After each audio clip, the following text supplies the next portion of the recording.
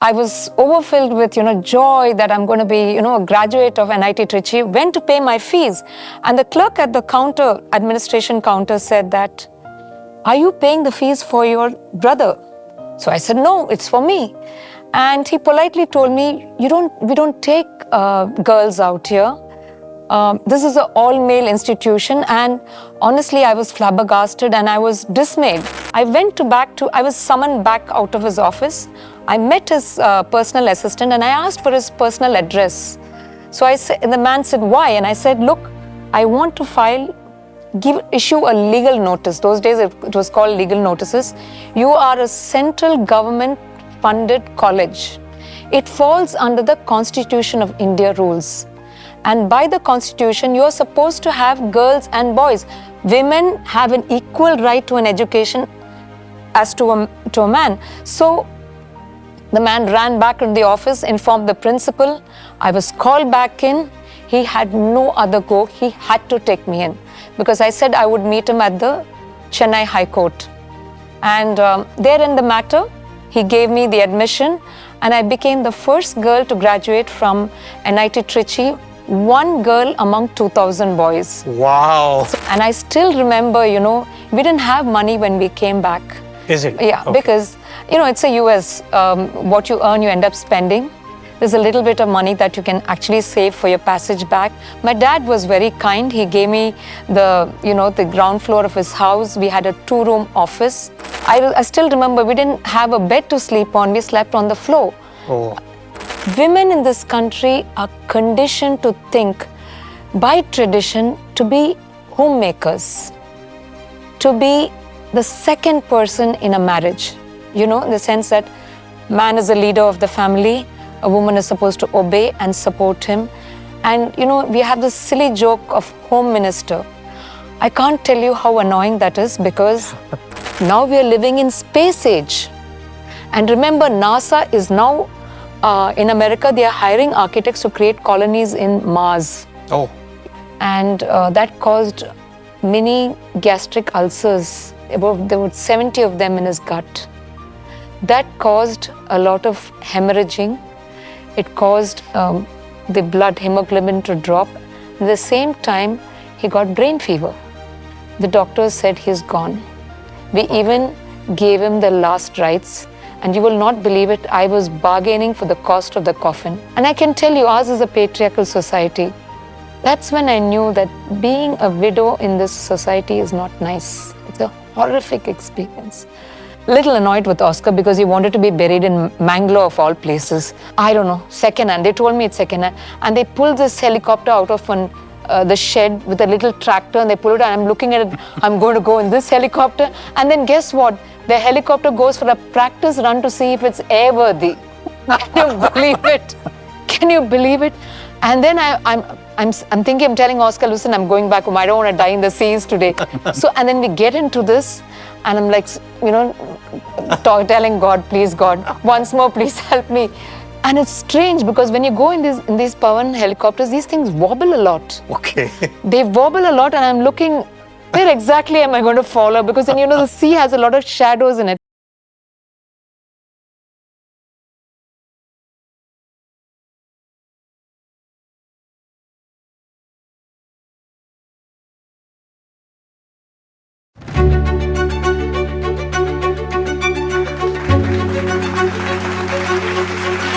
नमस्कार, आदाब, सत श्री अकाल, केम छो?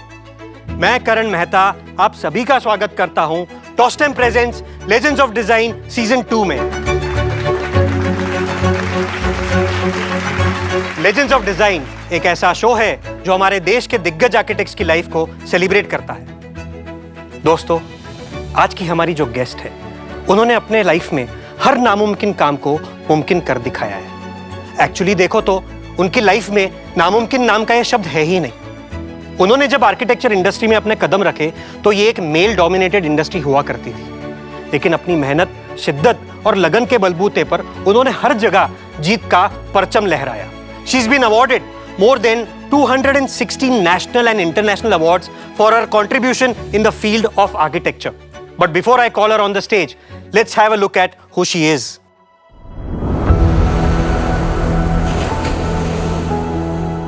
I believe in living my dreams, fighting every challenge and building my country. Women are the salt of planet Earth who can not only serve their families but also be exceptional nation builders.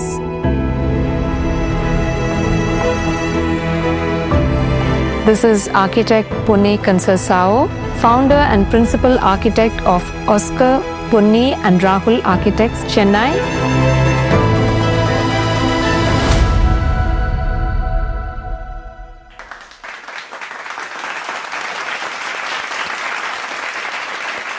So ladies and gentlemen, may I now call upon the living legend and the trendsetter of our industry, architect Ponni Concessao.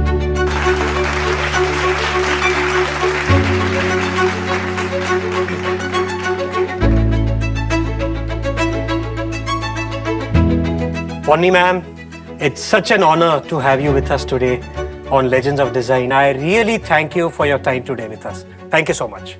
You're very welcome. My pleasure. So ma'am, let's begin the conversation. Yes. So ma'am, we have this fantastic bunch of young kids from architecture colleges over here. And I am sure they are eagerly waiting to know your journey into this profession. So ma'am, how was your childhood? How was Ponni Concessao as a child? Where were you born? What was your background? I was born in Chennai to a very enlightened pair of people. My father and mother were originally from Kerala. My mother tongue is Malayalam. Okay. But for every other practical purposes, more Tamilian. Okay. So I was born in Chennai, the great city of Chennai, and I went to school to Church Park Convent in Chennai, where it's a very, very interesting place because that's a place where my super senior was the former Chief Minister J. Jayalalitha. Oh, okay. So she was a very inspiring figure. I got to knowing a lot about her history, and just knowing about her was very, very inspiring. And so my first steps towards ambition, so to speak of, came from Church Park. Okay. That's where really my journey began. And somewhere in the 8th standard, and I don't know why 8th standard, that's where I set my master plan for my life. Okay. I figured I'd be an architect. And why an architect? Because my father was an IRC officer with the Indian Railways. So ever since I was a little child, I would go with him to all his sites. And believe me, he was a wonderful engineer who built huge bridges, tracks, tunnels, infrastructure for the Indian Railways. And that is where I learnt about civil engineering, building construction, and I figured why not build buildings and be an architect. So that's the plan I had in the 8th standard. And also remember, I was a very curious student. I figured I'll be a nation builder. So that's why I tell the youth today, start early, craft a master plan for yourself. And so I figured, let me do a professional degree, be an architect, and of course, travel abroad. I was very, very particular about traveling abroad. So Church Park offered that fantastic ecosystem for me to craft my master plan for my future. And then that's where history began. Okay. But ma'am, you come from such a, successful lineage of your family. So why architecture? Like I said before, architecture was my calling from my childhood. And remember, I come from a family of politicians, Yes. Bureaucrats, the IAS, IPS officers, 4 generations in all, and of course, doctors for some reason. So I didn't choose to follow those professions, but go in for a very different profession called architecture. And I am somebody who loves to think out of the box, Okay. do something very non-traditional. Okay. I hate the beaten path. And therefore, I just took up architecture. That's a real reason. So that's Ponni ma'am for you. Very strong-headed. Thank you. Ma'am, when I met you for the first time, I can feel that aura, that energy, that liveliness. Where does it come from? Even at this age, you are so energetic after having worked for so many years. Where do you get this energy from? I think it's something inborn. Also, I feel that one should constantly reinvent themselves. It's very important. Never stick to the beaten path. And it's like I said, it's an inborn energy that makes you do more and more and more. And honestly, I don't feel I've built a hell of a lot, though I have. I want to do more stuff. It's just the inborn energy in me. And it's there in everybody. It's a question of flipping that switch on. Okay. So there you go. Okay, great. Ponni ma'am, I remember when we met, you had mentioned about the admission in your college. What is that story? Could you please tell us to our audience? Actually, it was a funny story because I wanted to study in the best of best technical institutions, and therefore I applied to, it used to be called the Regional Engineering Colleges. You have it all over India. And some of these institutions had architecture. So I applied to the Regional Engineering College, Trichy, and they accepted me. So I was very happy because Regional Engineering College today is known as the National Institute of Technology today. And so I was overfilled with, joy that I'm going to be, a graduate of NIT Trichy, went to pay my fees. And the clerk at the administration counter said that, "Are you paying the fees for your brother?" So I said, "No, it's for me." And he politely told me, we don't take girls out here.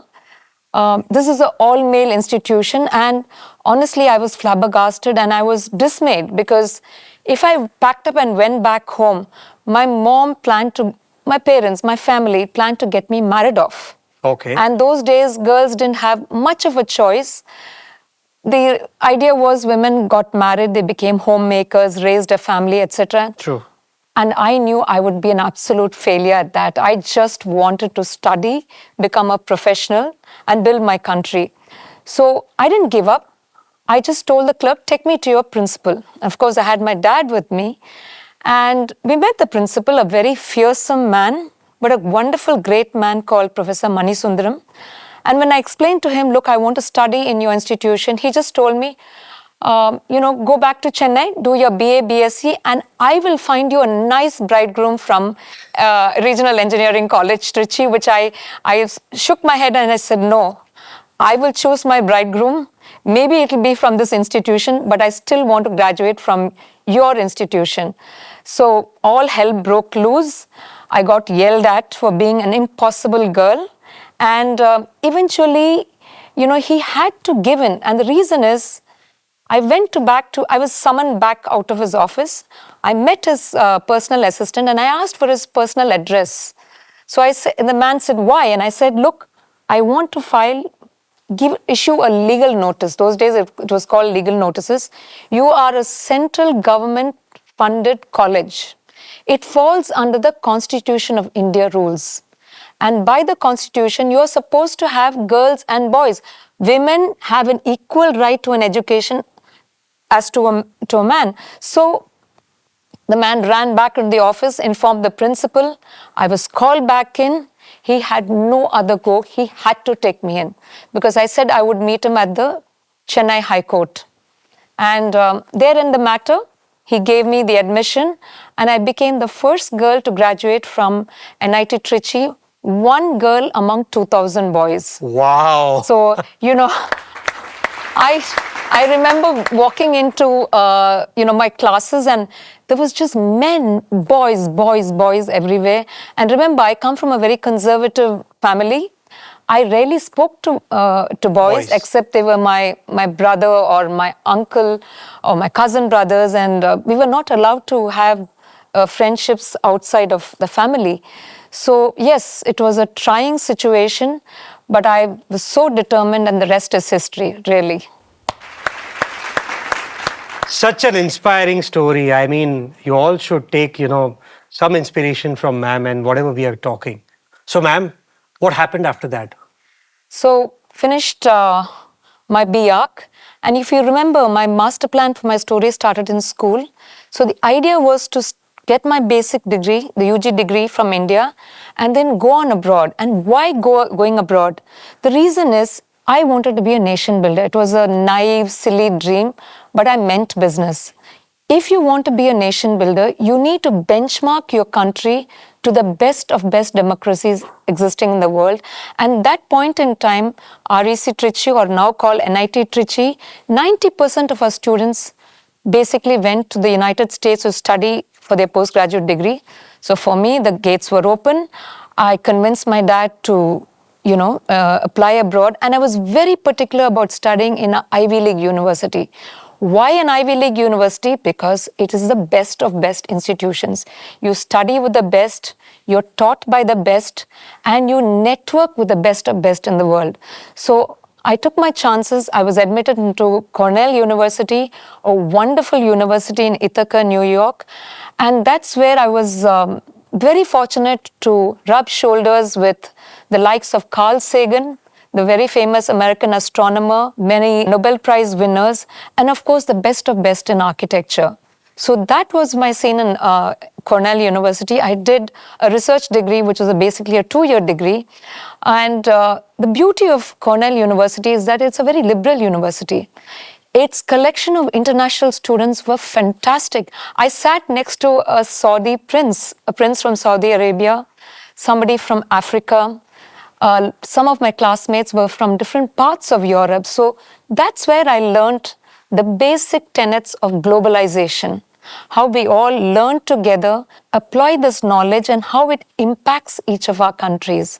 So that's where I, basically went into Cornell, picked up my degree, and I got my job in a very famous firm of Edward Barnes John Lee in New York City. And why New York City? Because New York City is the fountainhead of design as far as I was concerned. New York is a collection where the best of finance brains, financial industry, MNCs, and the best of best in the world actually practice architecture. I chose Edward Barnes John Lee because Edward Barnes himself was a protege of Marcel Breuer. They were the part of the international movement of architecture, the break from classical architecture into absolute modernism. It was called international architecture. I was lucky to be taken in. America was going through a recession, but I managed to have the foot in the door, worked as an architect, and I worked personally with Edward Barnes. And boy, that was a fantastic experience because I was learning from a maestro. Yeah. And he taught me the basic principles of architectural design, how you would take an American Western concept and you would merge it into an Asian concept. Because we worked on international projects. I remember I worked on the University of Singapore.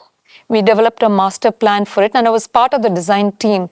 So it was amazing. It was an amazing exposure for me to understand the nuances of global business, how design is done, and how a Western concept can be contextualized in an Asian scenario. So these were the experiences I got out of New York City. I was also very fortunate to study at Harvard University, where again, the best of the best happened. Yes. I still remember shaking hands with John Jr., the now late President Kennedy's son, at the School of Government there. It was just an amazing experience. So these two universities had a great impression on my mind as to how a third world student who can come to America, study the technology, the greatest of best technologies, and learn design process and methods and apply it in an Asian situation. That's basically what I wanted to learn, and I got it. Wow. Ma'am, as I'm talking to you and listening to you, one thing which I'm observing is you had so much of clarity right from such an early age. I mean, many people at this age, we don't have so much of clarity in our lives. But where does this clarity from such a young age comes from? I really don't know. I think I'm a little out of whack. I would say that. Because she was so clear right from her childhood. Everything, which college, which stream. So really, I appreciate this. Thank you. Ponni ma'am, after working there for, your initial years, you decided to come back to India. Why so? The reason is I always wanted to be a nation builder. Okay. I think in my mind, India is one of the finest countries to be born in. Why? Because We have a fabulous ancient heritage. No country in the world has that kind of heritage we've had. Yes. Talk about, a treasure house of architecture. We've had ancient, antique, Hindu architecture. Then we had Islamic architecture. Then we had the European architecture coming, and then we live in the modern times. No country in the world has that kind of heritage. Plus, I'm a very patriotic Indian. Okay. So when I dreamt of my future in Church Park, the idea was to go to the West, learn their technologies, and apply it back to my country. So when I had these discussions with my American professors at Cornell and Harvard universities, they would laugh and tell me, you won't last more than a week in India. And I said, no, that's not going to happen because my job is to learn. I will build fabulous, fantastic, amazing buildings, and you will be surprised. So believe me, they had bets. Okay. I'm somebody who believes in timelines, and timetable in life. Yes. So at that point in time, I was in my late 20s and I figured, now's the time to get married. So I wanted to get married to somebody who shared my dreams, someone who was willing to come back home to India. And at that time, when I was in the United States, everybody worked hard to get into the US. Nobody worked hard to come back home. Correct. So my dad brought me a lot of proposals, fabulous men from the IITs, IIMs, from Ivy League universities, working in World Bank, God knows not, the best of the best. And sadly, they all wanted to settle in the United States. It didn't fit. No one wanted to come back. Yeah, and remember, I have this little checklist in my mind. So at that point in time, when all this was happening, I met up with my senior from college again, architect Oscar Concessao. And when he proposed, I asked him the same question, you have to come back home with me. And he agreed. That's the real reason I married Oscar. Everyone thinks I had this hot romance. Not really.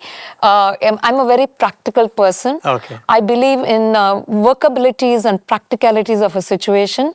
And I wanted to marry a man who would allow me to work, because those days one needed the permission of their husbands to work. Yes. It's not like your times now when you can demand. Yes. So we got married in New York City. I still have my marriage license, an amazing, amazing experience. We had a Christian wedding and we had a Hindu wedding. And then we planned to come back home. So besides, it was our master plan anyway.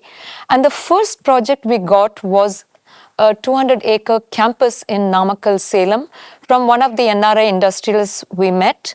And so we had a project in hand, and the gentleman's office was in Chennai. So we landed up back in Chennai, opened our office, and started working on this fabulous, fantastic campus project. We created something totally amazing, spectacular, because the NRI industrialists wanted something along the lines of American universities. And that is where my education in the US became very, very useful. You see, as students, even as undergraduate students, you have to travel. No point just Googling it or seeing a YouTube. Actually travel. If you can afford it, do it. Backpack. When you see, beautiful buildings, something different from your setup, it opens up your mind. Your exposure becomes that much more fabulous. People actually want to work with you. That's the reason why we got projects, because we were trained in America. We thought out of the box. We gave a different solution to our clients. And that is really the backbone of our business, where something what I learned in the US is that you don't give one option to your client. Give them 10 options. That way he knows he's getting his money's worth, and you're also using your mind to give him the best solution. Absolutely. If you ask me why Oscar, Ponni and Rahul, by the way, we're called Oscar, Ponni and Rahul now, because my son has also joined our profession. He's also trained from the US, also an architect. What we do is we always give different options, and that is a different path from what other architects generally do. And that's the reason why our graph picked up very fast, because having done this first project, word of mouth went around. The same client, referred us to other clients. And so we started off from there. Okay. But let me tell you, India offered a lot of challenges. Okay. You really have to be buffalo skinned. You have to put up with a lot of inconveniences. But once you set your mind to your goal, all these challenges melt away, because then you're looking at getting your work done. You Sure. will not look at, how good my home is. I only looked at the fact that I need a good team. I needed good contractors, and I needed a client who encouraged us. So those are things that I looked at, and I didn't bother to see if the electricity was 24/7. Did I get hot and cold water, which we don't get in India? You'll have to Yes, make your own yes, arrangements. That's not yes. the case in the US. Okay. These are little minor inconveniences that it just didn't matter to me. Okay. And I still remember, we didn't have money when we came back. Is it? Yeah, Okay. because, it's a US. What you earn, you end up spending. There's a little bit of money that you can actually save for your passage back. My dad was very kind. He gave me the ground floor of his house. We had a 2-room office. And I still remember we earned 1.5 lakhs from a prize money that we won from the Western Railways. Okay. We won the competition over a lot of very, very big architects. It was a national competition. We got the money. We bought second-hand furniture. Okay. I still have a sketch of my old office. It's one of my treasured possessions. We bought tables and chairs and drafts tables, what have you. Those days it was all manual drafting. But what we did was we quickly digitized our office, bought the best of computers, computerized the entire office, and we were all set to do business. So I still remember we didn't have a bed to sleep on. We slept on the floor. Oh. And I didn't mind it, because that's the beauty of studying in the US, because you learn to take hardship. And that's the reason why when you go through this hardship, every victory is that much more sweeter.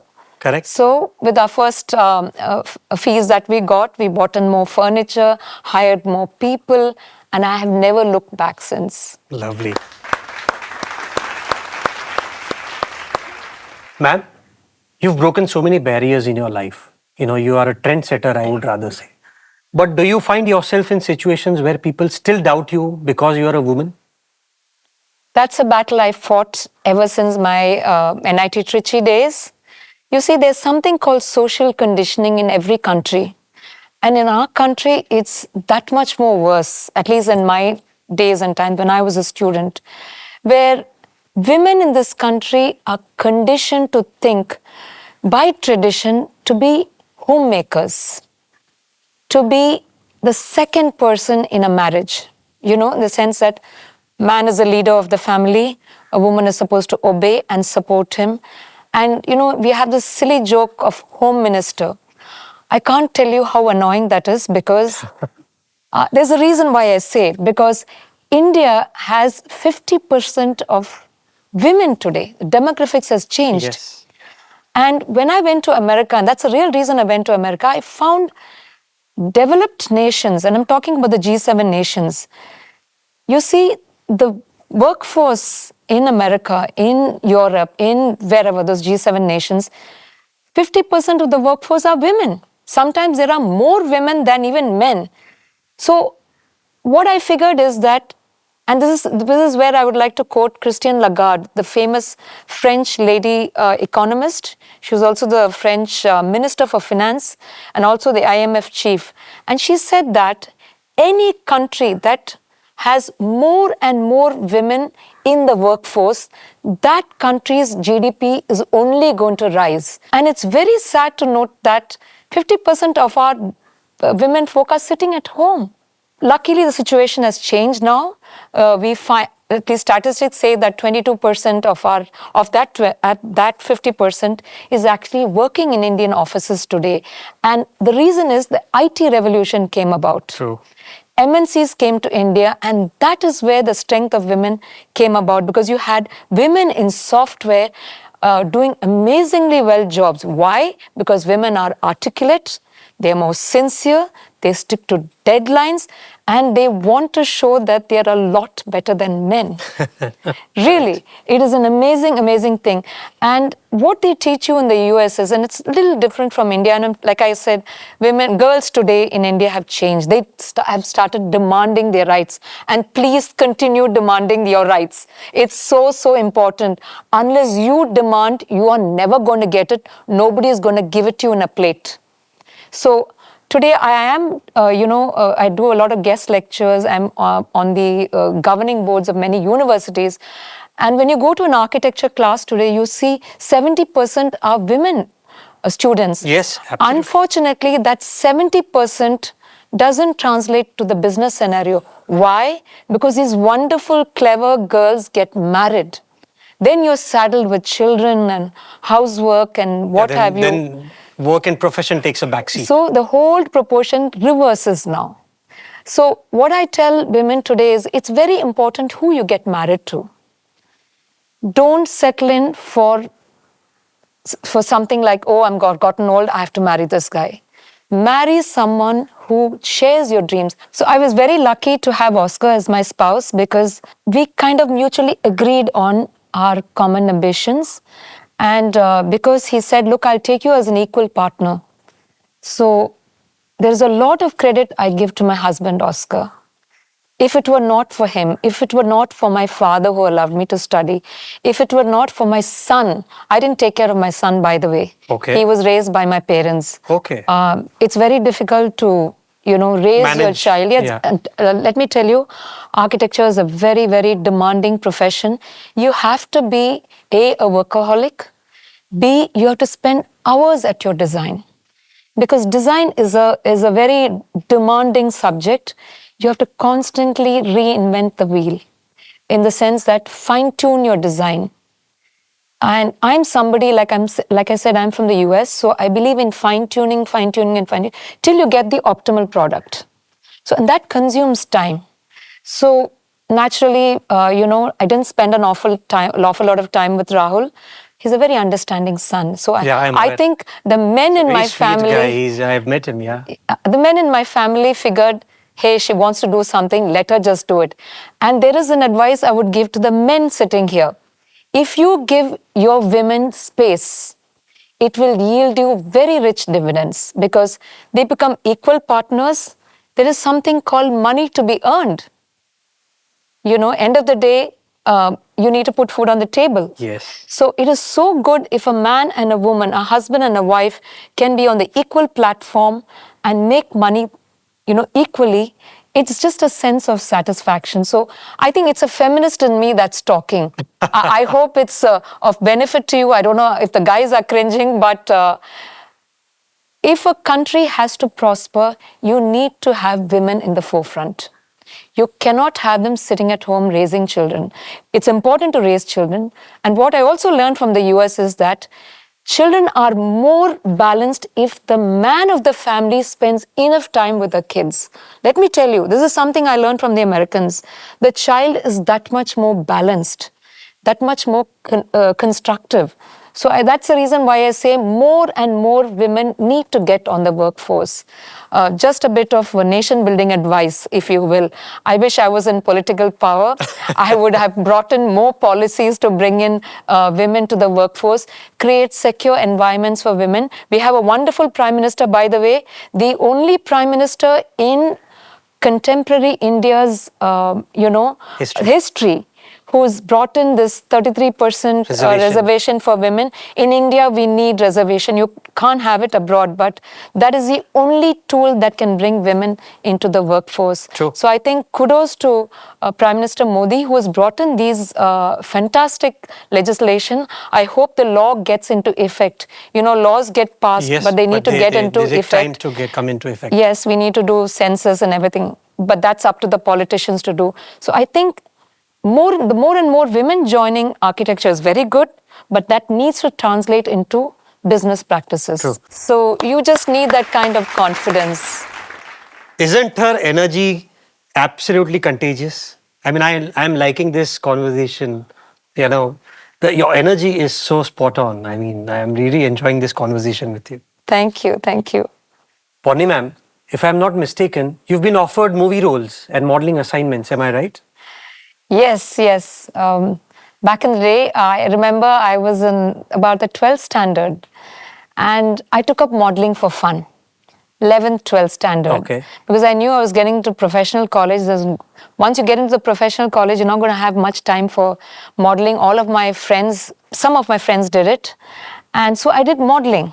I still remember I did coconut oil modeling for Advertisement. Advertisement for I think the VVD coconut oil company, old company. Okay. And that came out really well. So I got more modeling offers. And interestingly, I remember going for one of those parties, and I remember a movie director from Mumbai offered me a role. He said, "Why don't you come to Bollywood? I'll make you a star."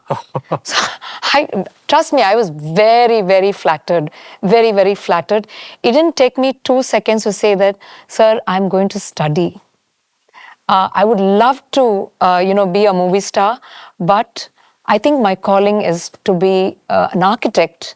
And those days, you have to remember, architecture was not well known. Yes. So when he looked at me a little questioningly, I said, "Designing buildings, you know."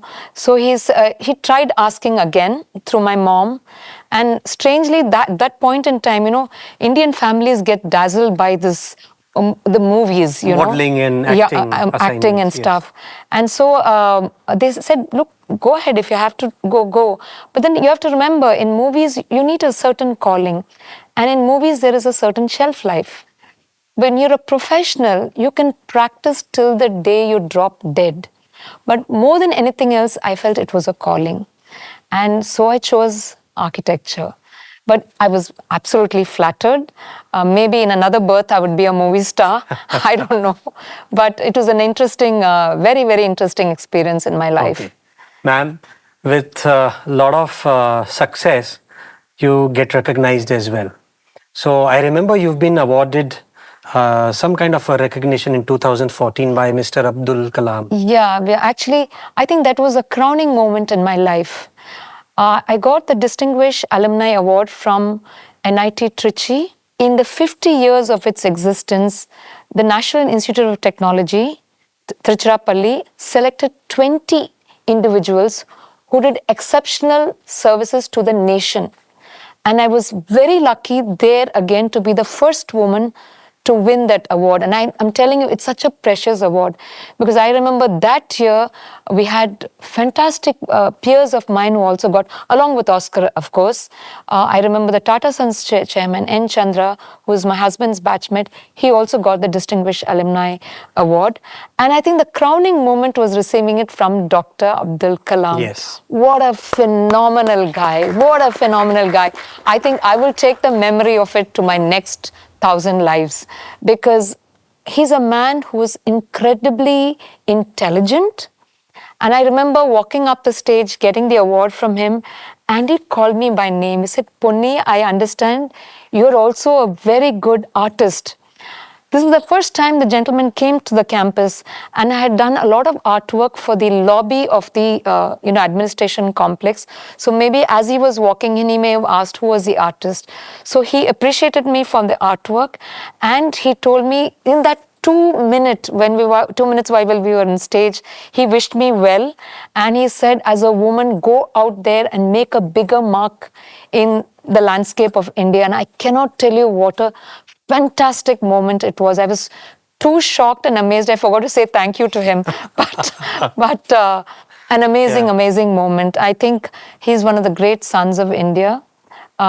Somebody who looked beyond community, religion, somebody who imparted the greatness of Hinduism, for Yes. example. I was also very lucky to work with his nephew, Okay. who's a doctor in Malaysia. Okay. And that gentleman also has the same kind of, traits, if you will, character, if you will. And so that's a moment that I will never forget, absolutely not forget. Yeah, and such kind of recognition only validates the kind of hard work you've been doing. Hard work. And also remember, it is a recognition of what women of India can do for their country. Absolutely. So that is something that I feel good about. Ma'am, I would like to ask you how to deal with criticism. You know, we are in the field of a creative profession. Be it performing arts, be it architecture, be it music. How do you handle criticism? I think handling criticism is actually a rare art. Okay. And it is the art you can cultivate. Because being human beings, none of us want, we put in all our efforts. And somebody can come and trash your design and say, hey, you're no good. That architect did a better job. Maybe I'm paying you too much of money. You're not worth the money I spent. I mean, this is all real life situations. And these are situations, strangely and in a very nice way, we are trained for that in our architecture course. Okay. It's a 5-year course where you have something called a crit and a jury. I'm sure all of you guys are familiar with it. In my time, the professor would come and tear up your sheet. Oh. You'd have spent days and days working on it. He would tear up your sheets and say, no good. Go back, redesign. Now, that's where you learn to handle politics. There's something that must have ticked the professor off. You must have done something silly. Doesn't have to have a reflection on your work. But then when your sheet is torn, it kills you, right? So you go back to the drawing board. Now, I've faced it. But the point is, sometimes they point out valid issues in your design. So you need to be very open-minded. And remember, architecture is a marathon. It's not a 100-meter dash. From college, you take that criticism, you create a firewall around, and then you become open-minded. Now, did he pick at me because he was mad at me for being a confident woman? Did he pick at me for some mistakes that I have indeed made in design? So you have to be very open-minded. Look at it with a very constructive way. That's exactly how I handle this business of criticism. Ponni ma'am, you've been practicing since more than 30 years now. Yes. And I'm aware that you do a lot of CSR activities as well. Yes. Could you please take us through those activities that you do? Let me give you a little preamble before that. I'm a confirmed workaholic. I love working 18 hours at a stretch. I don't party. I don't have that many friends. My friend is Oscar. Of course, I do have a bunch of girlfriends that I hang out with once in a while. I have not taken a vacation in the past 15 years. What are you saying? No vacations. I'm not exactly proud of it. It's just the way I'm made. If I take a vacation, it's when I go abroad or I go to a geographical location for a project. For a project. So I went to the Andamans. We did a beautiful resort in Havelock Island in the Andamans. I don't know how many of you know it. The names have changed a little bit, but that is the most sought after island in international hospitality. So whenever I used to go there, I would spare that half a day to go around, check out the flora and fauna and maybe wade in the waters a bit. That is how long my vacation is. So work is vacation for me. Let me put it that way. So when I get stressed out and I want to stress buster, so to speak, I paint. I do a lot of oil paintings, different subjects, of course, but mainly to do with sacred art. I love religion, by the way. All religions, it doesn't matter which, and I paint them. I do a lot of Hindu deities. I do a lot of, paintings to do with the faiths of, Abrahamic faiths, for example. And I take these paintings and I have exhibitions of them. The chief guest would be the consul general of, the German consulate or the Japanese consulate or whatever. And the proceeds of that sale go to my CSR activities. Just for you to know, I'm also involved in leprosy eradication in India. Okay. I have been working with Mrs. Padma Venkatraman, the daughter of R. Venkatraman. She's heavily into the leprosy eradication.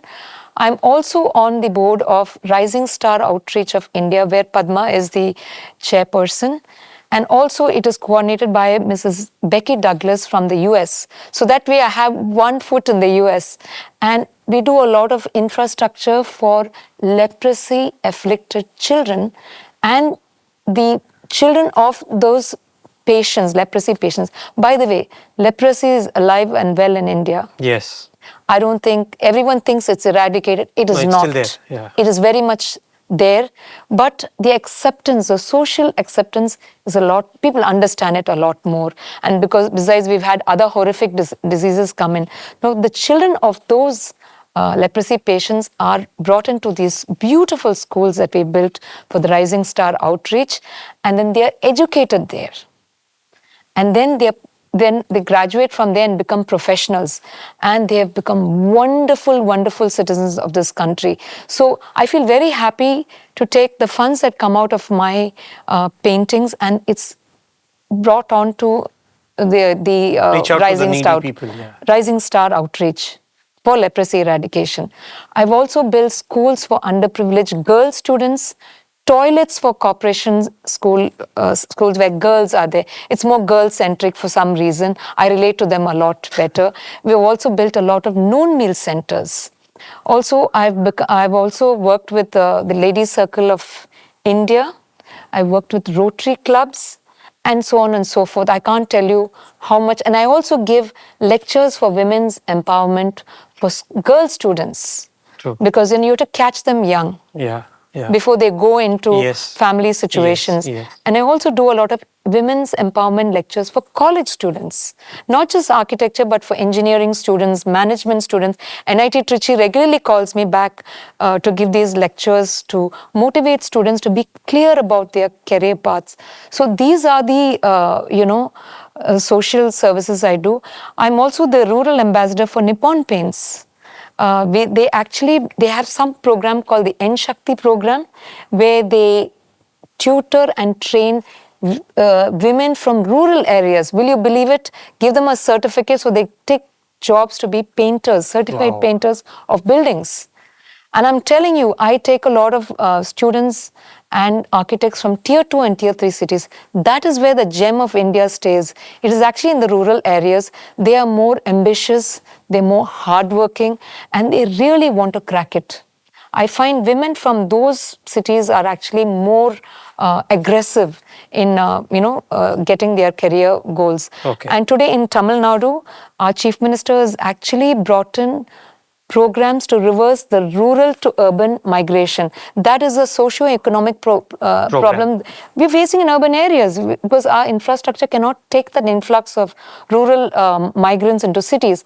So what the Tamil Nadu government is doing is they're building software parks in, the Namakkal district. I'm sure you have not even heard of the name Namakkal, but Nagapatnam, Kanyakumari, these are tiny little towns. So these are the social service activities I do, because I think as human beings, we have to give back to our society. Some of us have been very lucky. God has been kind. Believe me, I have blind faith in God. I'm somebody who believes in God and country. These are the two parameters I have in life. You're very fortunate to be educated. Yes. You have to give back to society. Yes. Ma'am, we have this amazing bunch of young kids over here from architecture colleges. Let's have a small session with them. Sure. We would like to have a few questions from them. Sure. So who's going first? Yes, please. Hello ma'am, I am Anushka Pol from 4th year student. So as an architect you work in both private and public sectors. So how do you adapt your design language as per various different client requirements or something? Okay, thank you. In the private sector, the design brief is clear. There is a lot of freedom you're given as an architect to express yourself. You can dictate materials. You can dictate the technology that goes into it. You can dictate the design the way you want it. And most importantly, there's only a single decision maker. It'll be a chairman of a company, or it can be a head of a committee. So they actually give you that freedom. There's a single decision maker. So that way your project gets over fast. It gets the way you like it to be done. And you also don't have to answer to a ton of decision makers. Whereas when it comes to government, there is a hierarchy. There is a chief minister, there is a PWD minister or a road and buildings minister. Then there is a department, a PWD department. You have an engineering chief, you have a chief engineer, you have a superintending engineer, then you have the executive engineer. Look at the number of layers you have to go through. And then, of course, you have those junior engineers that you have to work with. The chief minister gives a diktat for a design. He gives a policy decision, build this building, that's over. He selects a design, it's over. Then you have to work with these different layers. So you have to be very patient. True. Because then you have the little bit of ego element involved, because we're all human beings here. It's a human situation. You also have to, see, they get you inputs. Why don't you do this? And you can't say no. It's a silly thing to say. You have to be polite. Yes, I will put it in. So these are called hierarchical layers of decision making. So that is a different way, and it takes time. It's not even easy. So that's where my 10 option scenario becomes very useful. Yes. Because then here's the ENC says, see, she gave that option. True. There's a C, you said, look, she even gave this option. So let's marry the options together. This is my favorite term. Let's marry the options together. So that's where you wear the hat of a diplomat, the hat of a politician, the hat of, I don't know, even a family member. Sometimes I always tell my political clients or maybe my government clients, look, consider me as your sister. I'm telling you it's for your best interest. So, and also remember, they're underexposed to the best of best building materials. They're underexposed to the best of best technologies. So today the PWD department comes to me and they're also learning from me. But then the problem is they have the SORs, they have their specifications. You can't jump out of it. So your design has to now cater these very simple materials and yet give a very creative design. I'm going through it as we speak. And I would always tell them, if you were a private client, we wouldn't be quibbling about budgets. Budgets are very critical. Yes. And I tell you, the beauty of working with government, this is something I have learned from government. They have a clear-cut system. If you know the system right, and it takes a little practice, so you have to do a couple of government projects and then understand, you follow the system, you're safe. For example, you cannot play with budgets. Design frozen is frozen. And the problem with architects is we like to fine-tune up designs. I mean, I'm sure you'll all agree to it. You did a design, you presented it at a crit, and you want to fine-tune it. Can't do it in government because it's all signed and sealed. Mind you, in duplicates and quadruplicates. Yes. So then you have to be smart.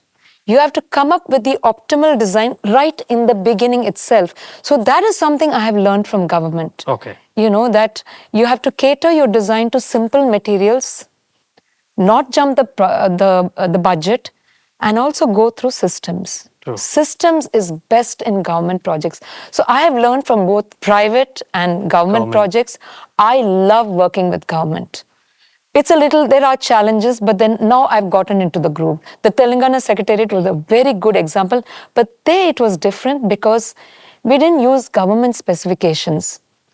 The government of Telangana allowed me to jump over the specification. Okay. And that's the real reason the project came out that well. And by the way, the project has won the most beautiful buildings, Green Apple Environmental Awards from London. We're going to November to pick up the award. It's a great award, I'm telling you, to be internationally recognized. Remember, international juries are very, very nasty. Yes. There's no humanness. They look at it very clinically. They look at the methodology. So I'm very happy to tell you that we won this great award. Great. Hope to go to England in November and pick it up. Yes. So I hope I've answered your question. So who's going next? My name is Shravani Thirade from 4th year student. So my question is, you've done a lot of institute buildings and museums, and there, how do you balance the functionality with the cultural resonance of the urban context? Okay, there I'll pick up a term called contextual architecture. Now, we've designed science museums in Andhra Pradesh.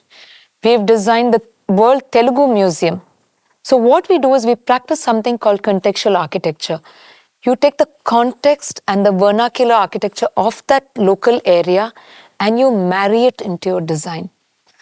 This is the marriage of your design concept. You take the brief and you bring in local materials, local architectural characteristics. That is how you marry these two. And it's not an easy task because then you'll have to bring in those motifs. yet create something modern, because there is a pressure today in the Indian architectural arena to create highly modernistic building. Why? Because it's happening in the West. It's this unconscious need to ape the West. And that is where, in my firm, we have broken out of it. Okay. And the Telangana State Secretariat is an absolute testament to it. Our people love our architecture. Yes. They resonate with it. Yes. And so it's very important that you marry these two, characters. And that I'm sure you understand the meaning of contextual architecture. I cannot tell you, in India today, politicians, policymakers, and even indeed industrialists who've seen my Telangana State Secretariat and said, please design a building like this for us. We like those characters that we have brought in. But if you show that to, peers, they say, hey, that's tradition. What's so great about it? So that is where you walk that tightrope. And if you can walk the tightrope and win, you've got your answer. Who's going next?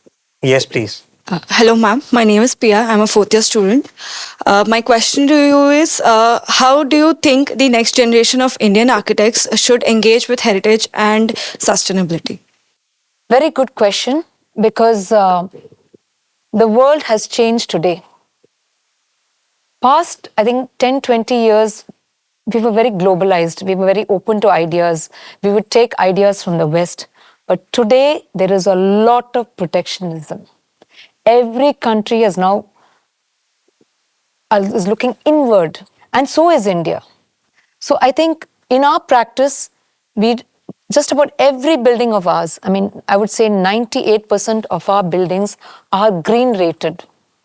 There's something called the Indian Green Building Council of India, IGBC. Most of our buildings are either gold rated, platinum rated, or even silver rated. I insist on it.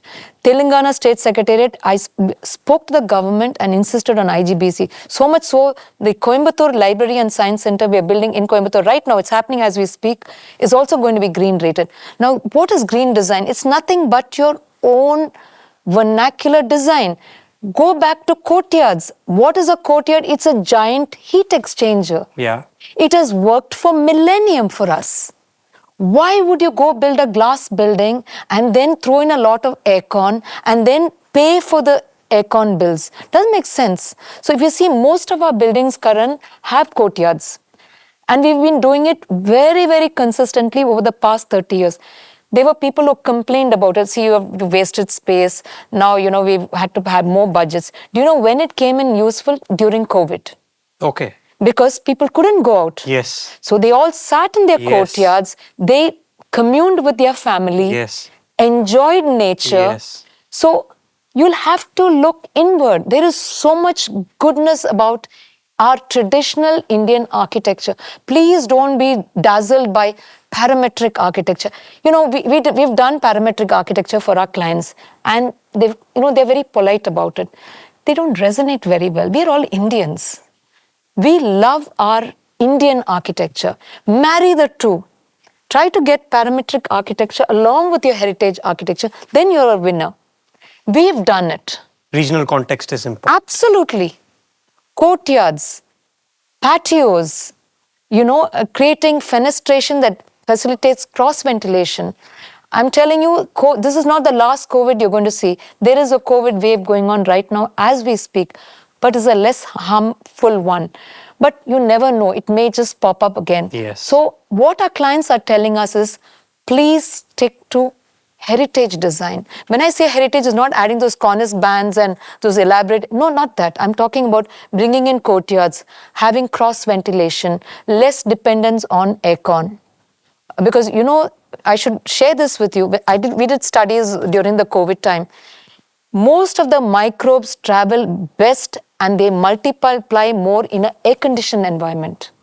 And that is why our forefathers lived long lives. Yes. We are dying very fast as we speak because we picked up Western techniques. So I would urge you to, be futuristic, nothing wrong with it, but bring in heritage ideas.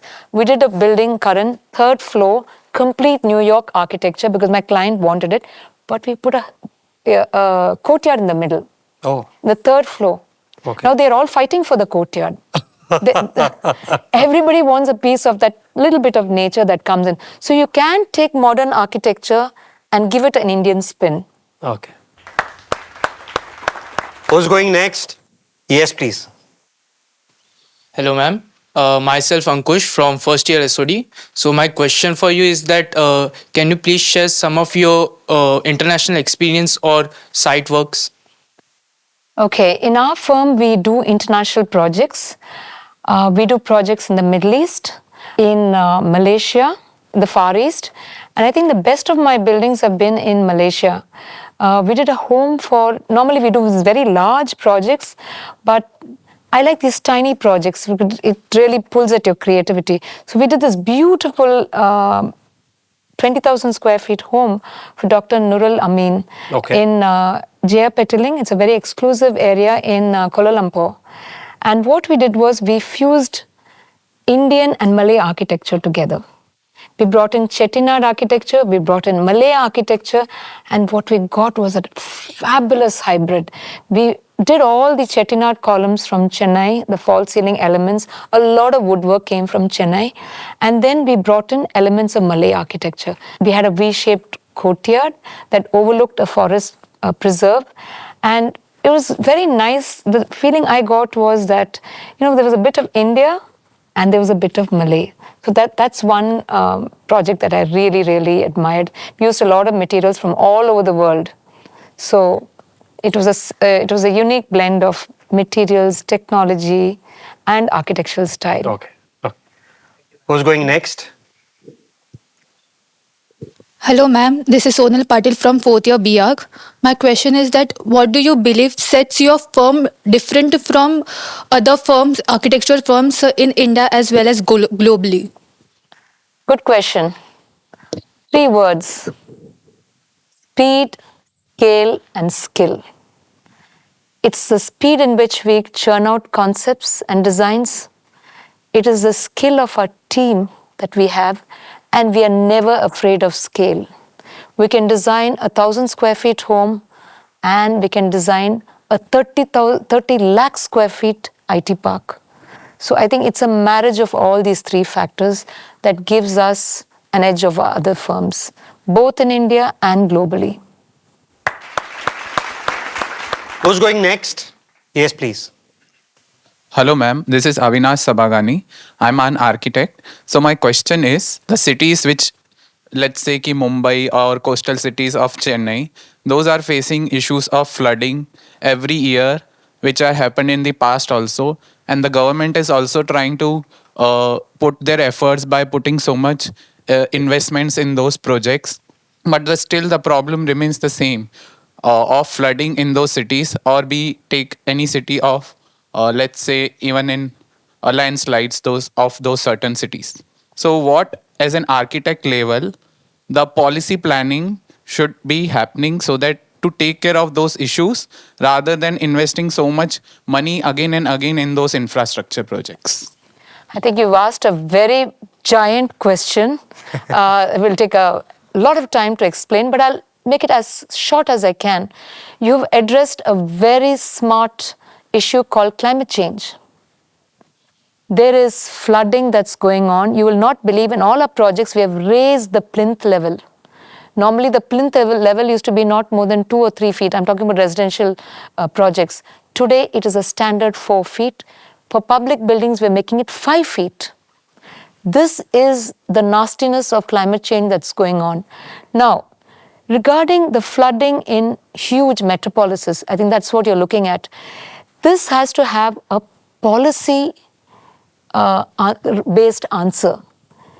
Laws have to change. Building bylaws are very medieval right now. They've created these bylaws for a certain geographical terrain, for a certain climate. That has changed, diametrically changed. It's diametrically opposite. Water levels. So for that, plinth levels have to change. The kind of materials you use have to change. Also remember, in Indian cities, people have built in, swarms which are actually meant for nature reserves. The birds used to migrate and stay. I'm talking about vast marshlands have been occupied by housing colonies. Now, who gave them permission to put housing colonies? I don't want to give that nasty answer, but the truth is, it's a hand in glove between a demand from people to build buildings in an overloaded metro and the government bodies that sanction it. So I think policies have to change, bylaws have to change, certain areas have to be cordoned off, and most importantly, satellite towns have to come up. That is what is happening in Tamil Nadu right now. Between Pondicherry and Chennai, there are huge new suburbs coming.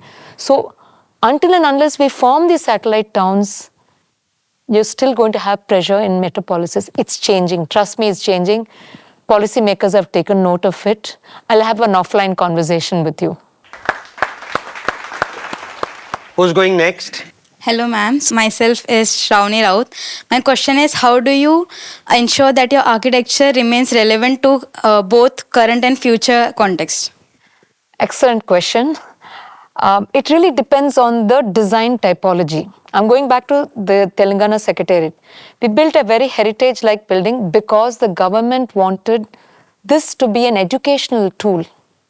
Because a lot of beautiful modern buildings were built in Hyderabad. No, people forgot traditional architecture. People forgot heritage architecture. Therefore, we built this building, which was an educational tool, if you will, a reflection of Telangana's history. Now, if you go back to an IT park, you have a chance of creating a very, very futuristic building. We're doing it. So many of our buildings are very, very modern. I keep talking about Telangana because it's one that's won several awards, and it's the in thing right now in our spectrum of projects. So I think a clever architect will take the local needs, yet create something that is futuristic. So that depends a lot on your own individual talent, the kind of research you do, and how you marry architectural elements. So I think it's important to move on. Can't just be sitting with heritage architecture. We have to move on. And the beauty of India is that you're young architects. You have to create a new DNA of Indian architecture that is modern, yet keeps our climatic conditions in mind and our cultural, resonance that is in our soul. So a tough tightrope to walk on, but doable. Thank you, ma'am. We can have a last question. Who's going next? Yeah. So my question is that what do you think about the modern architecture or minimalist architecture that has been popular or been trending in India? Excellent question. That's the beauty of our firm. We build very heritage structures and we build minimalist structures. Do you know what's good about minimalist structure? You're cutting architecture to the bone. You're not dressing it up. You're exposing the soul of the building as it is. So I'm doing the Grand Library and Science Center in Coimbatore right now, and it's brutalist architecture. I think minimalism has a sense of brutalism in it, and it resonates with the population right now. And there's also a secret with minimalism architecture: it costs less. So Yeah. you got my answer. So there are clients who come and say, listen, I have only this much budget. Give me something that resonates with the younger population. We tailor make it. So that's the reason why we have an edge over the other firms. We do not have a signature style. We go with the brief of the client. Customization. Customization, plain and simple. Remember, we are service providers end of the day. We're also artists. No question and doubt. Part of our soul is reflected in the building. But you have a commitment and obligation to the client. Don't forget that. If you want a client to come back to you over and over again because he's got something that he wanted, and I as an architect gave it to him. So again, I'm saying this is how you manage architecture. Definitely minimalism is a prevailing architecture of today. Every age, Renaissance had its style. Industrial architecture had its style. Now we are living in space age. And remember, NASA is now, in America, they are hiring architects to create colonies in Mars. Oh. They're hiring architects. There are architects who are working on it. Oh. So what they have done is they have come up with an architecture that goes with the climate of Mars. You know, that can still sustain human beings. So it is more engineering driven. They're bringing a little bit of space age architecture. This is what I'm saying. Human beings are evolving their creativity. And there is a need for it. So definitely minimalism should be there. And remember, architecture is like fashion. You have slimline trousers one day and then you have the flared ones that come in. So it's just the way that people respond to their environment. They want change. Yes. That's the thing with human beings. And that's the thing why what we do is we make our styles different. We don't give the same thing all the time.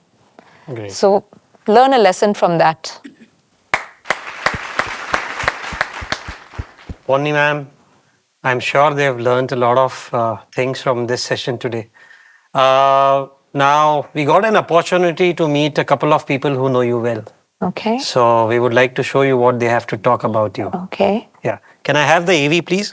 Having known Ponni for almost about 30 years now, she's been very passionate about her work and she means business.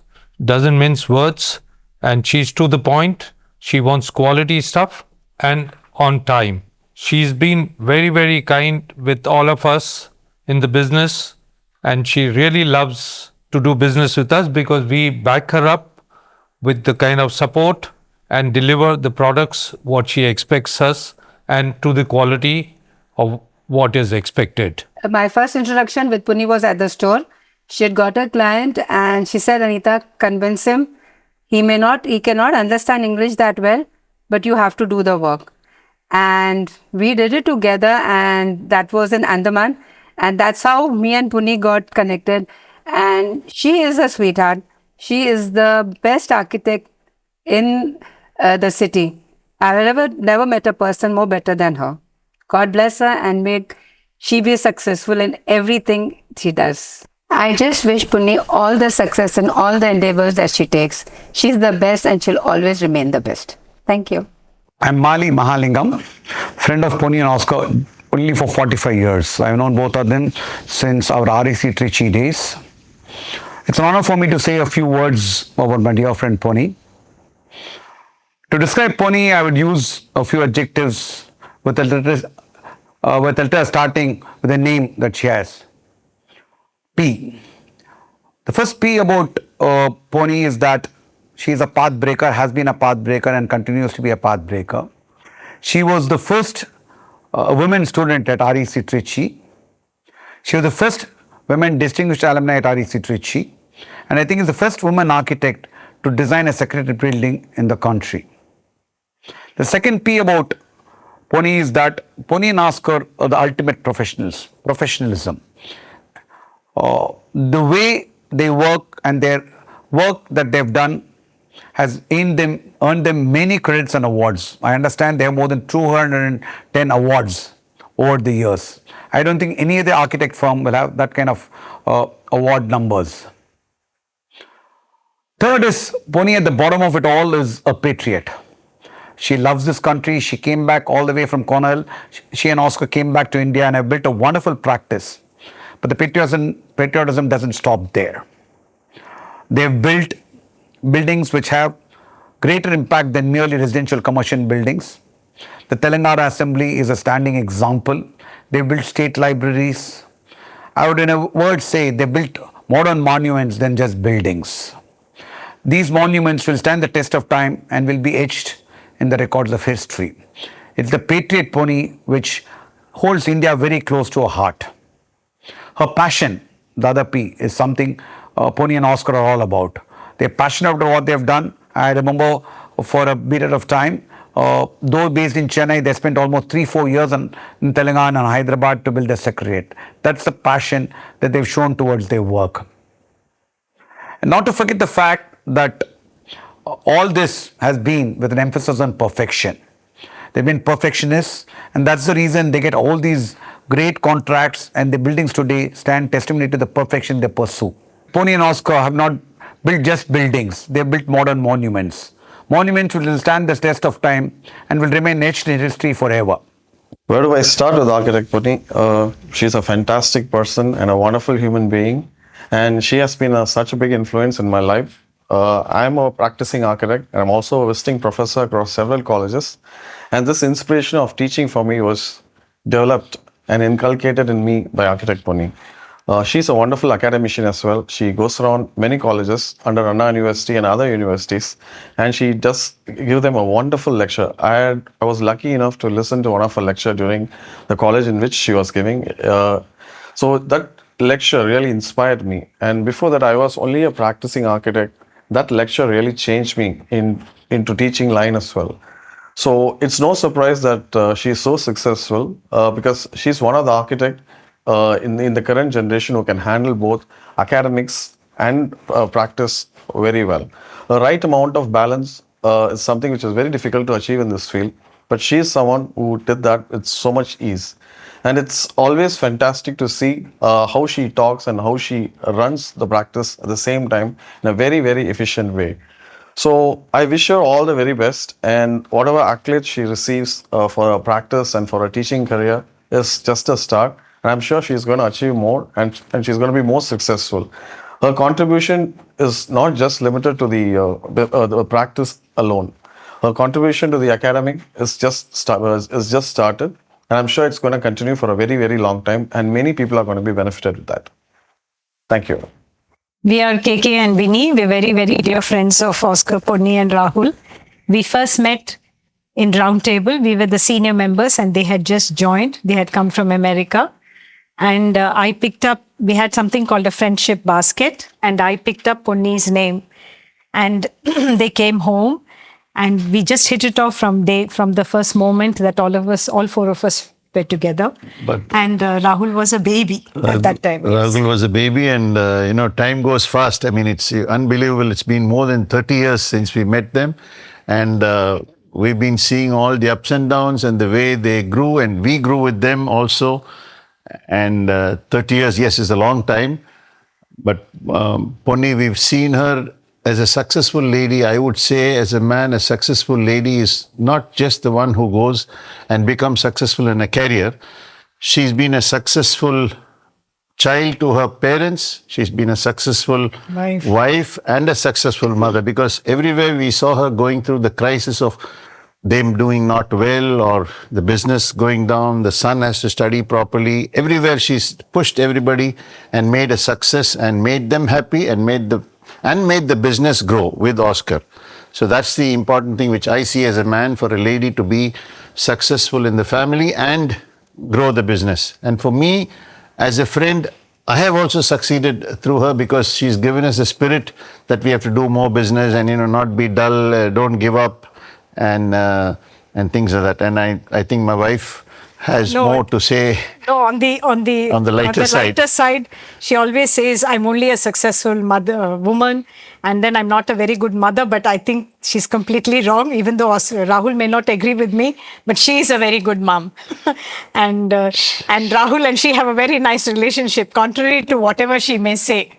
She's monitored Rahul's growth, even by putting a camera in his study room to see what he's doing. And she's a fantastic, strict and very organized mother, I would say.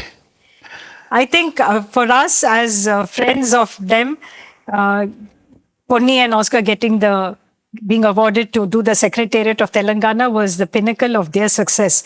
And we're really, truly proud that they have been so very instrumental in, she being the first woman architect to ever do a secretariat in the country. That's like very, very, we're very proud of that fact. Actually, I'm now 70, Ponni's friends, and I have grown as a small boy working with many older and leading architects and done a lot of work. But Ponni and Oscar's team has been different for me. They inspire things. They don't deliver what they want to deliver. The important thing about Ponni is they give you what you need. Before you could realize which area and what it should be, they kind of deliver what you need, instead of trying to sometimes advocate only the architect's point of view. It's the builder, it's the home taker, it's the man who needs the home. What they need is delivered to them. That's mainly another success I see. And also, Ponni still has a lot of time to do her little bit of social A painting. her painting, social work, doing something for women and children. I mean, she has time for everything, which is something that I personally admire because I don't seem to do that kind of balancing, which she does extremely well. And what else? She gets involved properly with Oscar's part of the work, and everything is, I don't know, everything is perfect, I would say.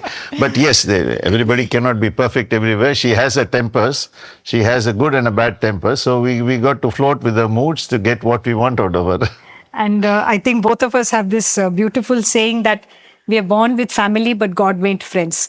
And I think Ponni, Oscar and Rahul is definitely that. A good family backup for us, yes. Anyway, finally, we wish them every success in life to carry on. So they're doing so wonderfully well, and God's blessings on them always to do well in life, and professionally and personally.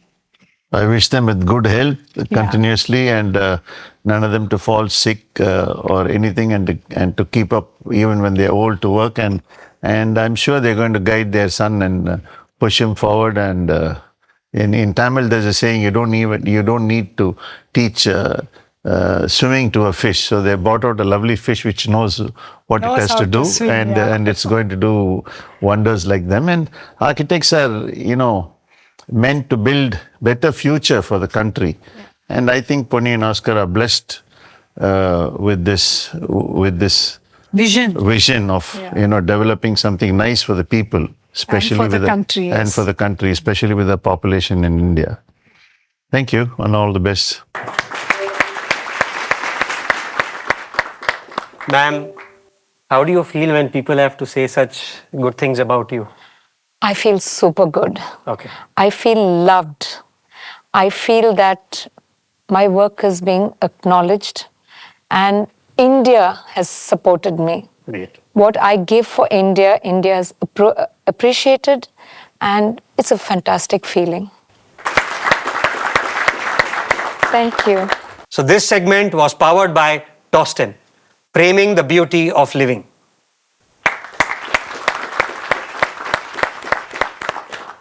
Ma'am, we are moving towards the last segment. But before we end this show, this episode, we need to call an important person, Oscar sir.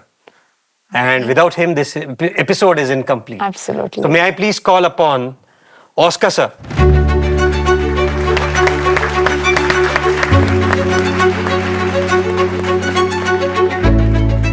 Welcome to Legends of Design, Oscar sir. Thank you very much. Thanks for coming. Please have a seat. First of all, thank you, Oscar sir, for joining us today. Thank you. I would like to ask you, how did you both meet? When did you guys meet first? I can say that I met Ponni at National Institute of Technology. I was 1 year senior to her. But we used to just say hi, bye, that's it. Okay. Then I went to United States because I said 1 year senior to her, so I went to US earlier, and then she joined the next year. Okay. I used to keep in touch with few of the REC students who were in the United States, and Ponni had a very good friend by the name Shobha Radhakrishnan. Okay.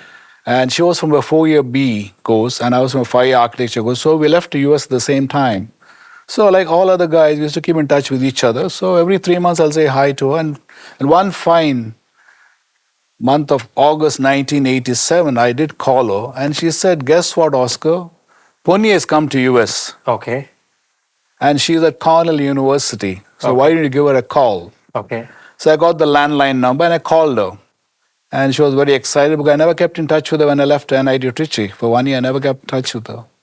And after that, she used to visit New York to visit her uncle. And I had already moved to New York City after my graduation.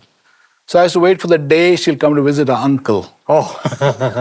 So I could show the city around. Okay. That's an excuse, Okay. In the meantime, as I said, she was also looking for her parents are keen on getting her married. Okay. So she was seeing a lot of suitable alliances and things like that. She used to keep me posted.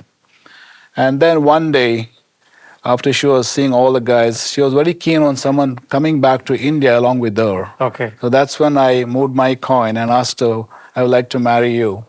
And that's how our romance kind of started. And we got married in the United States, in New York City. And she had this condition of moving to India. Yes, because she was very keen on coming back to India and using her ideas from the US, from the education, to do a greater India, contribute to India's growth. So I was very keen on being part of that India growth story. Okay.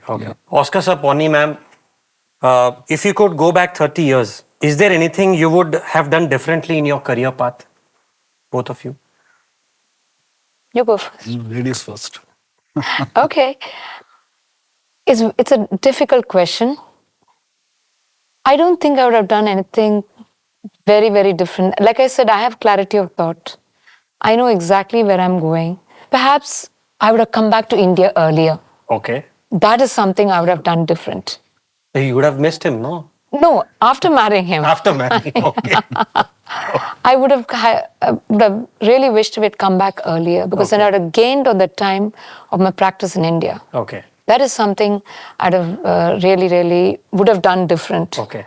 And of course, I wish I'd spent more time with Rahul, but then, these are all occupational hazards. Yeah. Okay. Yeah. Oscar sir or any one of you can answer.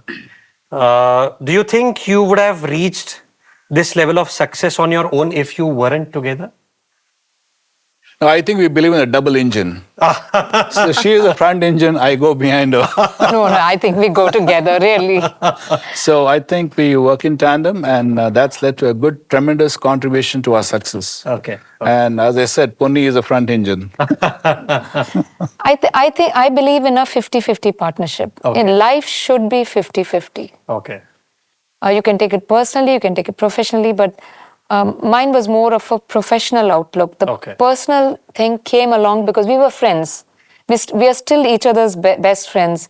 And ours is a slightly different marriage. There was a time when one of my clients actually thought we were not married to each other, but we were business associates. Oh, okay. Even that happened. It happened with the Tamil Nadu chief minister. Okay. It's a long story. We can talk about it another time. But it's a great relationship that worked out professionally and personally. Okay. And for me, the 50-50 is very critical. Maybe it's a feminist in me. Maybe it's the fact that I feel, I'm a great fan of Lord Shiva. He's one of my favorite deities. And if you really see, he's got half man, half woman. Yes. It's the Ardhanarishwara,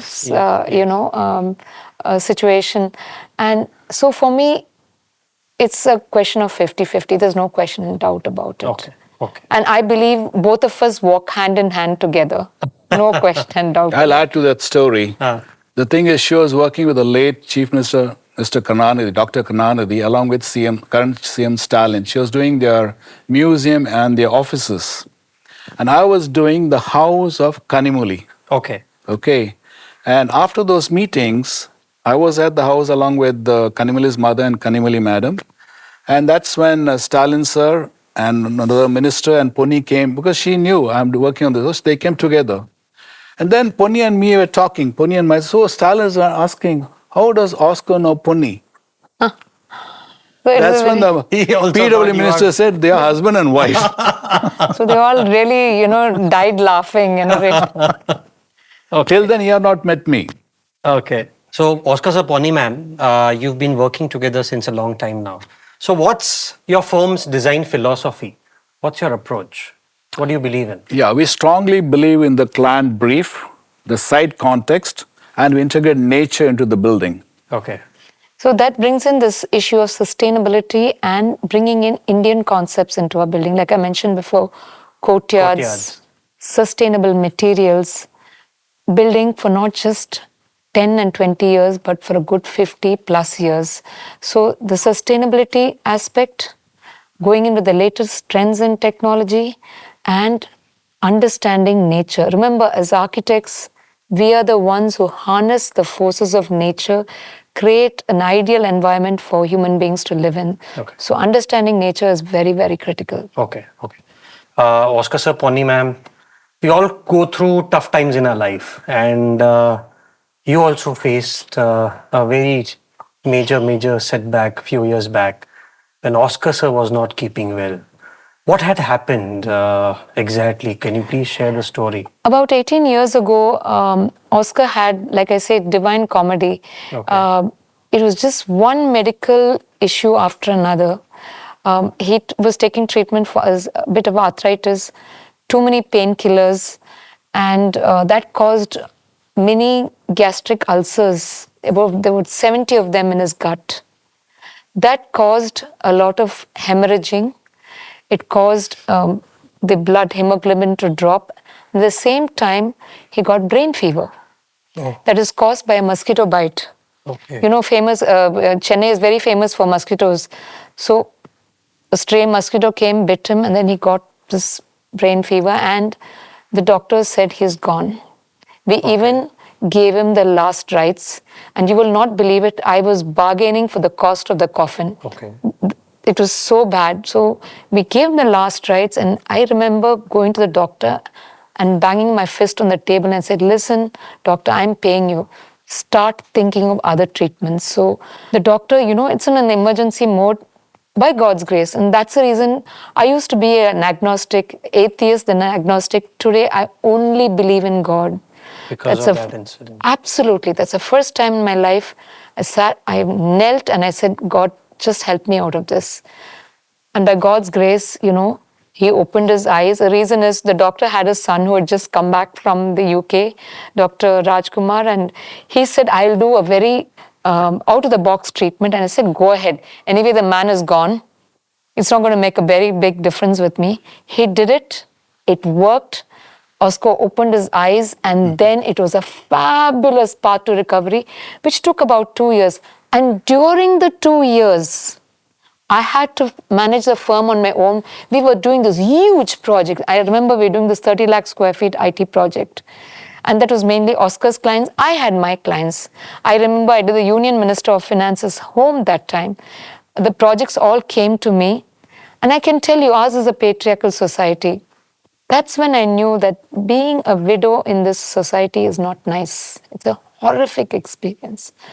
But I persevered by the grace of God and somehow managed it. With that, I realized that it's very important for us women to clue down to whatever men do for their business. Be aware. Second, don't bother about society, because they will pick on you any which way for being a lady. Third, once you fight and you come back, and mind you, in that 2-year time, I marketed for projects and I got them. That's where I got a confidence in myself. That's the reason why I say in adversity, you get so much of good things that come along. And I cannot tell you how deeply religious I am. Okay. If Oscar is here, it's thanks to our wonderful doctors and by the grace of God. Okay. There is a force called God. Right, right. But And Ponni is incredible. She's very amazing. She overcame all these challenges. It's amazing. did you ever fear of course, doctors had declared him dead. What were you going through in your mind? Did you ever fear that you've lost your partner or you will probably never be able to meet him again? You know, I'm somebody who believes in practicalities. Actually, I was more in shock. I didn't shed a tear. All I looked for is solutions, solutions, solutions. So that is why I tell my students and I tell people that in a time of absolute hopelessness, you still keep looking for solutions and the solutions will come to you. Oh. Once you give up, you weep, you cry and you say it's gone, you're dead. So, and this is something I also tell women, you know, persevere. There's something called perseverance. The solutions just come to you.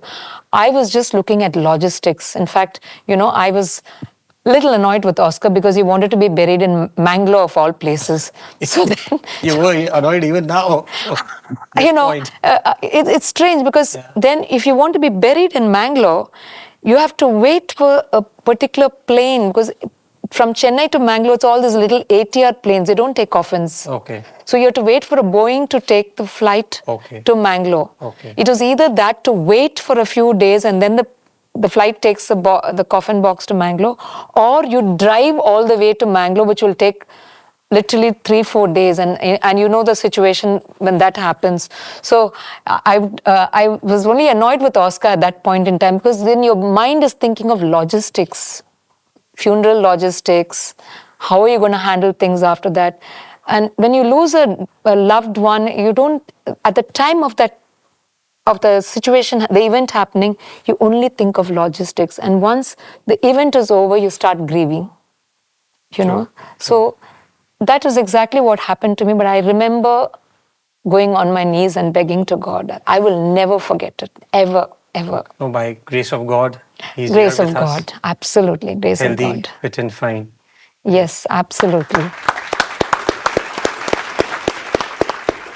So time for a quick rapid fire Yes, game between yes. both of you. You've been partnering each other since years. Now time to compete each other. Okay. Yeah, ready for it? Yeah, I always compete. Can I have the placards, please? So, ma'am, Oscar sir, your names are written on both the sides. So you can choose who does what. I'll ask you questions. Okay. And just raise your answer with either Ponni or Oscar. Facing you. No. Facing you or facing them?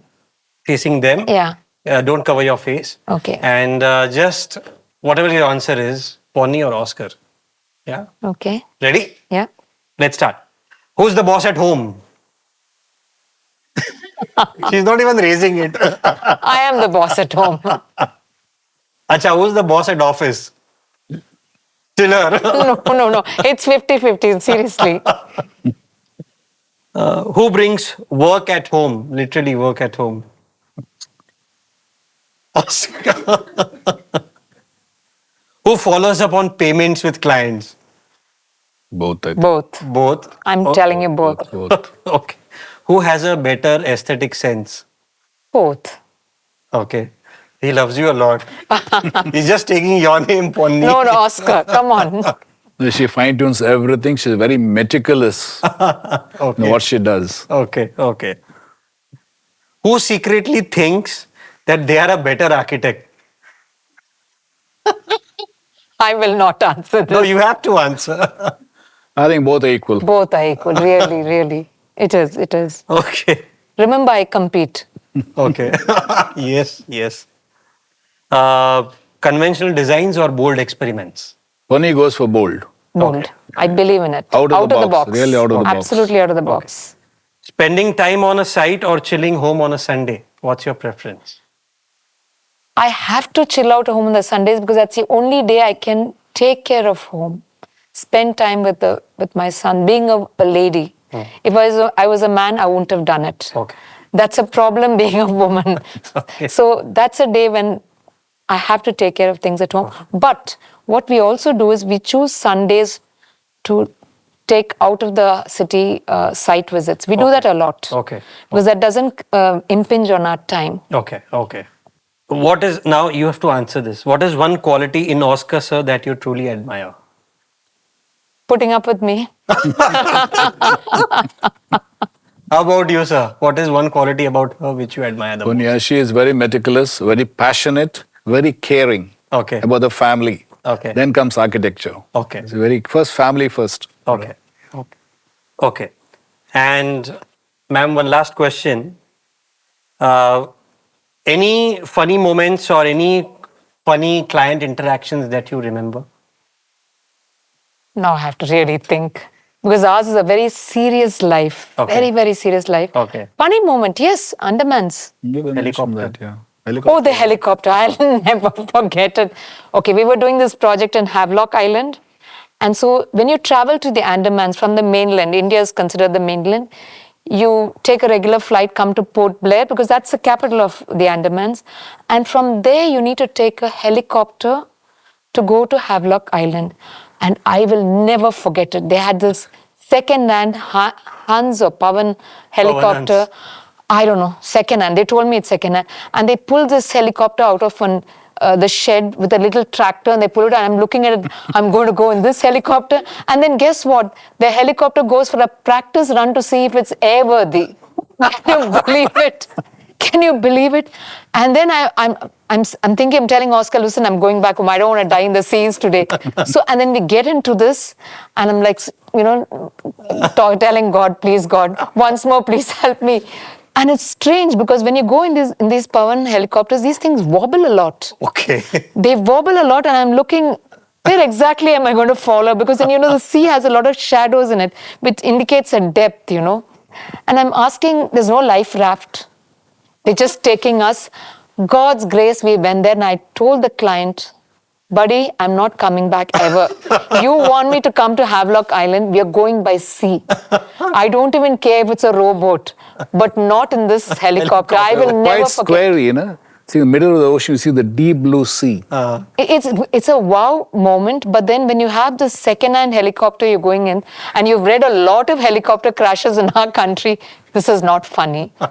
So that was arranged by a client. It was arranged by the client. So after that, it was only ferries. Huh? It takes 90 minutes by ferry, 13 minutes by helicopter.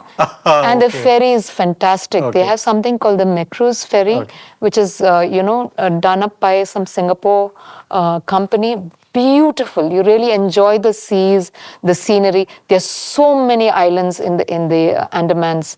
So, longer journey, but a safer, nicer one.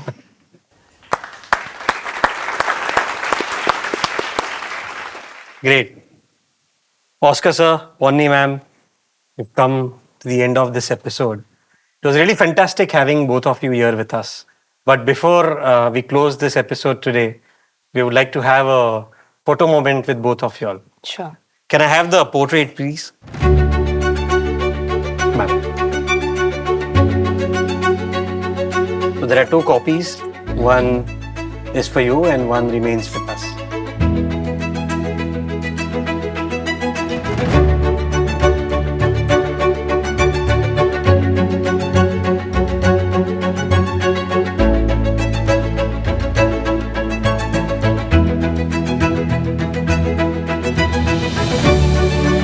Sir and ma'am, can we have a picture, please?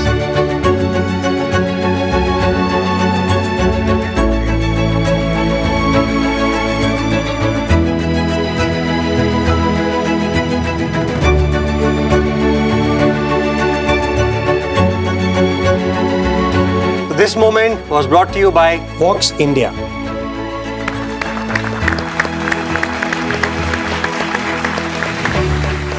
मेरा और Oscar and पोन्नी ma'am का photo तो हो गया. अगर आप लोगों को भी इनके साथ कुछ बात करनी है, फोटोज लेने हैं, तो आ जाओ.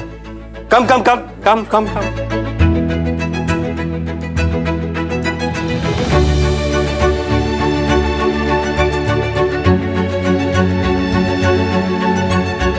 सो ये थी आर्किटेक्ट पोन्नी कॉन्सेसाओ फ्रॉम चेन्नई.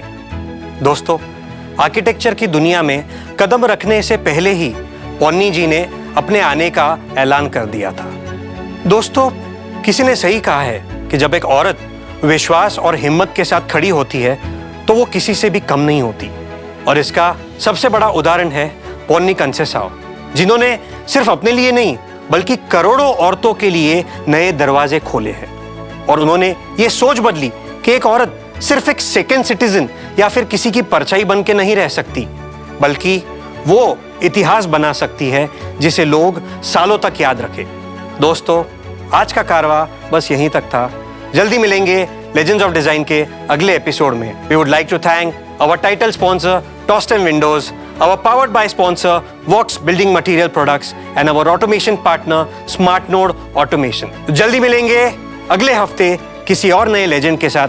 तब तक देखते रहिए लेजेंड्स ऑफ डिजाइन.